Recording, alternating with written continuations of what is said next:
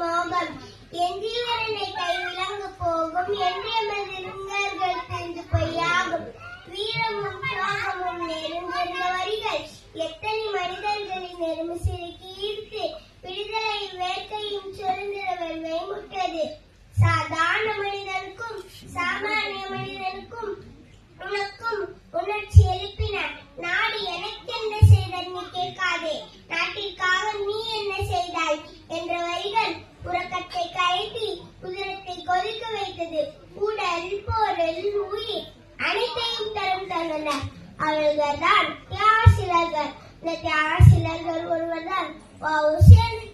அழைக்கப்பட்ட வ.உ.சி. சிதம்பரம் பிள்ளைக்கு கப்பலோட்டை தமிழன் சக்கெடுத்த செம்பிலிருந்து சிறு பேருந்து வந்தே மாதரம் வந்தே